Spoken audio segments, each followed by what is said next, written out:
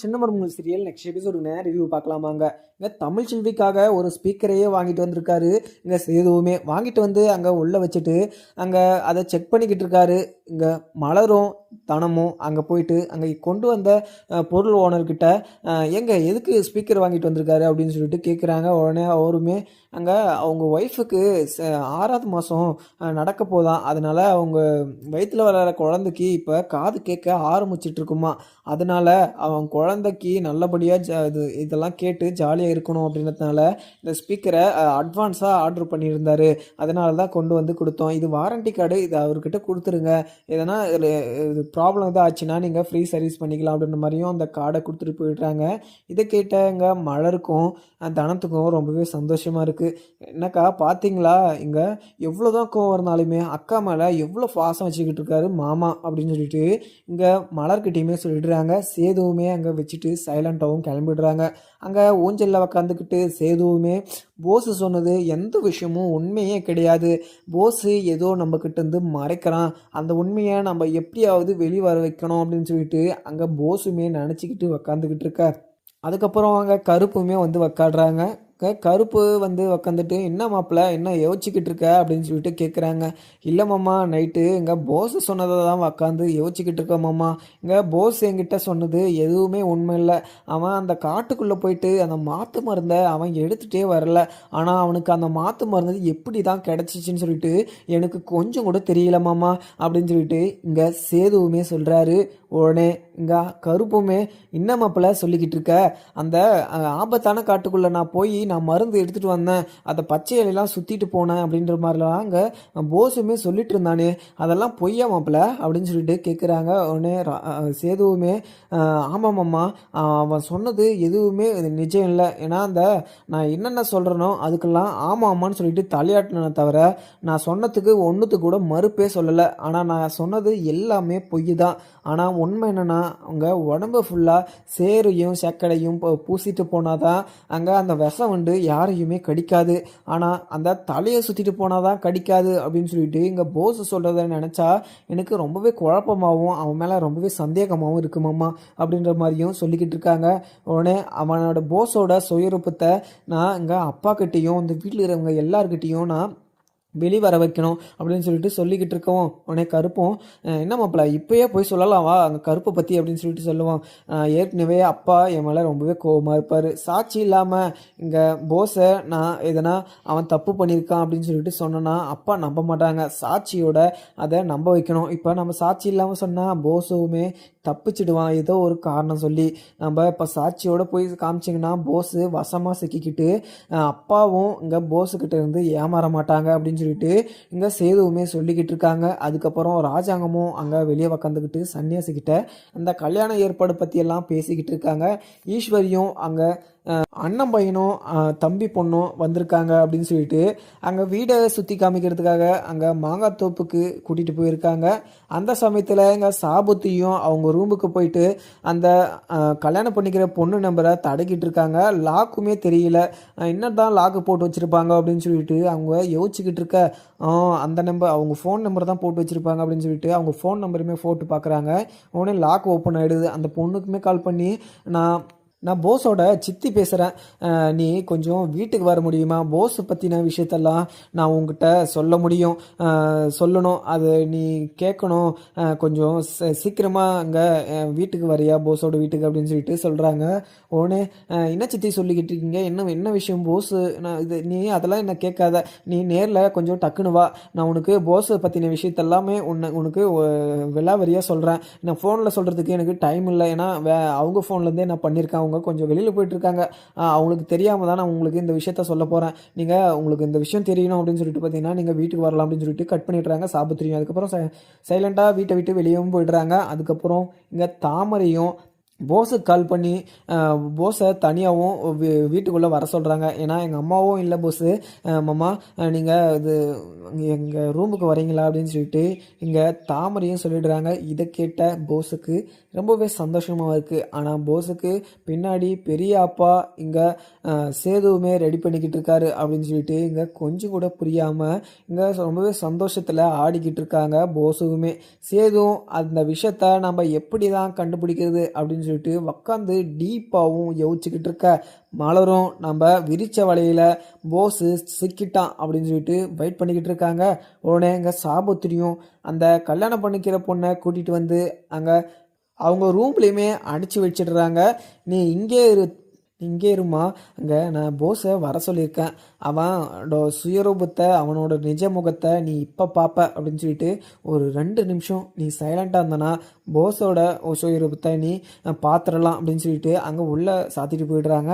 அங்கே மலருமே உக்காந்துக்கிட்டு இருக்காங்க. போஸும் மலர் கால் பண்ணாங்க அப்படின்னு சொல்லிட்டு ரொம்பவே சந்தோஷமாக கையில் பூவெல்லாம் சுற்றிக்கிட்டு அதை மவுந்துக்கிட்டு நல்லா ஜாலியாக வராங்க. அங்கே உள்ளே வெயிட் பண்ணிக்கிட்டு இருக்க அந்த பொண்ணுமே ரொம்பவே அதிர்ச்சியாகவும் நின்றுக்கிட்டு இருக்காங்க. உடனே அங்கே போஸ் வந்ததும் அங்கே தப்பாக நடக்கிறதுக்கு முயற்சி பண்ணுறாங்க. இதை பார்த்த அந்த கல்யாணம் பண்ணிக்கிற பொண்ணும் போஸை வந்து நீ கல்யாணத்துக்கு முன்னாடியே நீ இது மாதிரிலாம் பண்ணியிருக்க, முன்னாடியெல்லாம் எத்தனை பேர் பொண்ணோட வாழ்க்கையை நீ கெடுத்திருப்ப அப்படின்னு சொல்லிட்டு அங்கே பல்லார்னு சொல்லிட்டு அடிச்சிடுறாங்க.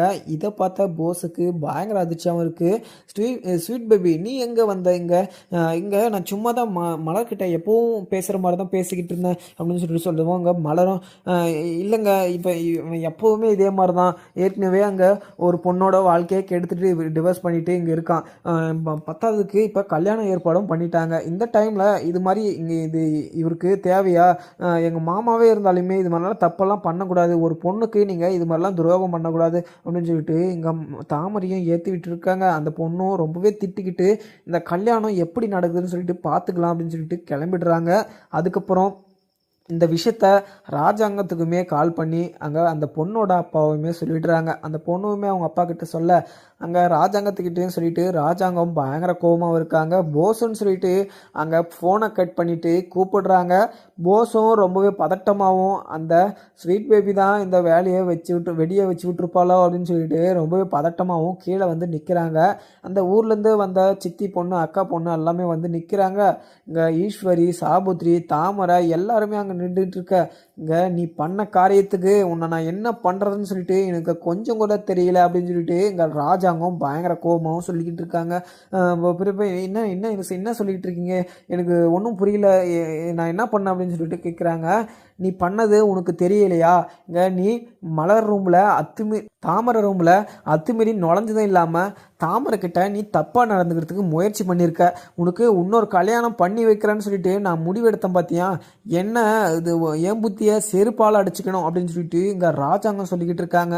நீ திருந்திட்ட, நான் நல்லவனாயிட்ட, நீ பொறுப்பு வந்துடுச்சு, நீ நல்லா பார்த்துப்ப அந்த பொண்ணை அப்படின்னு சொல்லிட்டு அந்த பொண்ணை கல்யாணம் பண்ணி வைக்கலாம் அப்படின்னு சொல்லிட்டு சம்மதம் பேசினா, நீ இப்படி ஒரு கல்யாணத்தை 2 நாள் வச்சுட்டு நீ இப்படி ஒரு காரியத்தை பண்ணிட்டு வந்து நிற்கிறனா, அந்த பொண்ணை கல்யாணம் பண்ணிட்டு நீ அதுக்கப்புறம் நீ என்ன தான் பண்ணுறதுக்கு இருக்கியோ, இந்த கல்யாணத்தை நான் பண்ணி வச்சுனா அந்த பொண்ணோட வாழ்க்கை நாசமாக போயிடும் அப்படின்னு சொல்லிட்டு ரொம்பவே கோபமாகவும் சொல்லிக்கிட்டு இருக்காங்க. என்ன கீழே சவுண்டு கேட்குது அப்படின்னு சொல்லிட்டு இந்த சேதுவுமே வந்து நிற்கிறாங்க.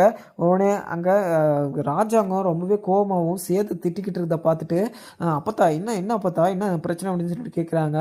போஸ் பண்ணி வச்சுருக்க விஷயத்த எங்கள் ராஜாங்கமே சொல்லுவான் பாரு கேளு அப்படின்னு சொல்லிட்டு இங்கே அப்பத்தாவுமே சொல்லிட்டுறாங்க.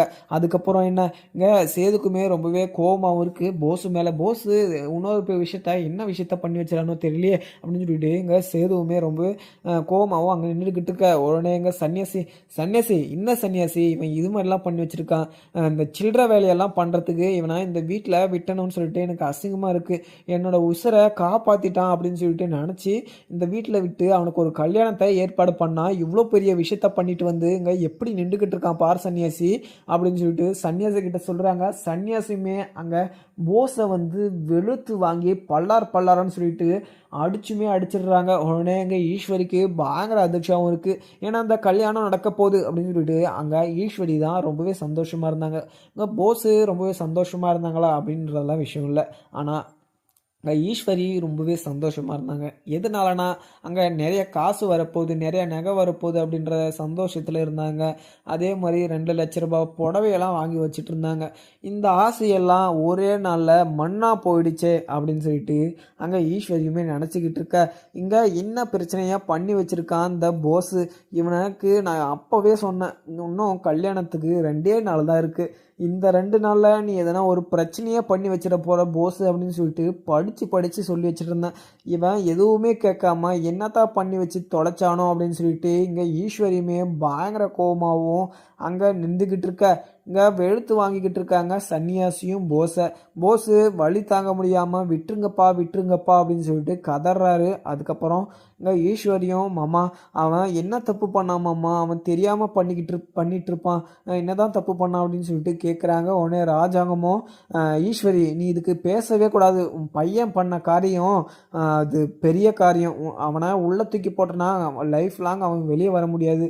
அங்கே தாமரை கிட்ட தப்பாக நடந்துக்கிறதுக்கு முயற்சி பண்ணியிருக்கான் உன் பையன். அவனுக்கு நான் ஏதோ பொறுப்பு வந்துடுச்சு திருந்திட்டான் அப்படின்னு சொல்லிட்டு நினச்சா அவன் கொஞ்சம் கூட திருந்தலை. அவன் மனசுக்குள்ள அவ்வளவும் பொய் ஃப்ராடு. அவன் எது சொல்கிறதுனே எனக்கு கொஞ்சம் கூட தெரியல. ஈஸ்வரி நீ அவனுக்கு இந்த விஷயம் உனக்குமே தெரியுமா அப்படின்னு சொல்லிட்டு கேட்குறாங்க. இல்லை மாமா, என்னை மன்னிச்சுக்கோங்க மாமா, உங்களை கையெடுத்து கும்பிடுறான், அவனை விட்டுருங்க மாமா, அவன் ஏதோ தப்பாக இது மாதிரி முடிவு எடுத்துட்டான், அவனுக்கு இன்னும் 2 நாளில் கல்யாணம் மாமா, நீங்கள் தான் முன்னாடி நின்று நடத்தி வைக்கணும், அதுவும் இல்லாமல் நீங்கள் வேறு 1 கோடி ரூபாய் தரேன்னு இருக்கீங்க, அவன் கொடுத்தீங்கன்னா அங்கே அவன் கல்யாணம் பண்ணிவிட்டு அவன் பொறுப்பாக மாறிடுவான், அவன் கல்யாணம் பண்ணாததுனால தான் இது மாதிரிலாம் ஆடிக்கிட்டு இருக்கான் அப்படின்ற மாதிரியும் இங்கே ஈஸ்வரி அங்கே போஸுக்கு வக்காலத்து வாங்கிக்கிட்டு இருக்காங்க. இதை கேட்ட இது சேதுக்கும் ராஜாங்கத்துக்கு சன்னியாசிக்கு பயங்கர கோபமாக இருக்குது. இங்கே சன்னியாசியும், ஈஸ்வரி நீ கொஞ்ச நேரம் அமைதியாக இருக்கியா, அவன் பண்ணி வச்ச திருட்டுத்தனத்துக்கு அந்த கல்யாணத்தையே இப்போ நிறுத்த சொல்லலான்னு இருக்குது, நீ வேற இன்னும் 2 நாள் இருக்குது 1 நாள் இருக்குன்னு சொல்லிட்டு இருக்க. அவனுக்கு கல்யாணமே நடக்க போகிறதில்ல, ஏன்னா அவன் பண்ணி வச்சிருக்க காரியம் அப்படி. இவன் எவ்வளோ பெரிய ஃப்ராடு. இது இப்போ இவனை நான் என்ன சொல்கிறேன்னு தெரியல. நான் வேற இவனை பெற்றுட்டேன் வேற, இவனை எப்படி சொல்லி இவனை திட்டுறதுன்னு சொல்லிட்டு எனக்கு கொஞ்சம் கூட புரியாமல் நான் எனக்கு அசிங்கமாக நான் நின்றுக்கிட்டு இருக்கேன். அண்ணன் முன்னாடி இவ்வளோ பெரிய அசிங்கமான விஷயத்த பண்ணிவிட்டு இவன் எவ்வளோ தைரியமாக நின்றுக்கிட்டு இருக்கான் பாரு அப்படின்னு சொல்லிட்டு இங்கே சன்னியாசியுமே சொல்கிறாரு. ராஜாங்கமும், சன்னியாசி அவன் இவ்வளோ பெரிய தப்பை பண்ணிவிட்டு அவன் இந்த வீட்டில் இருக்கிறதுக்கு தகுதியானவனே இல்லை, ஏன்னா இந்த வீட்டில் இருக்கிறவங்க எல்லாருமே தெய்வத்துக்கு சமமானவங்க.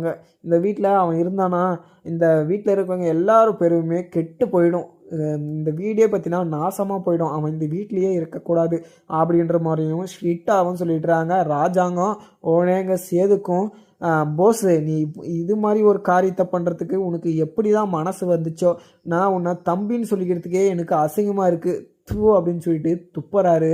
இதை பார்த்த எங்கள் ஈஸ்வரிக்கு ரொம்பவே அசிங்கமாகவும் இருக்குது, சாபத்திரிக்கும் தாமரைக்கும் ரொம்பவே சந்தோஷமாகவும் இருக்குது.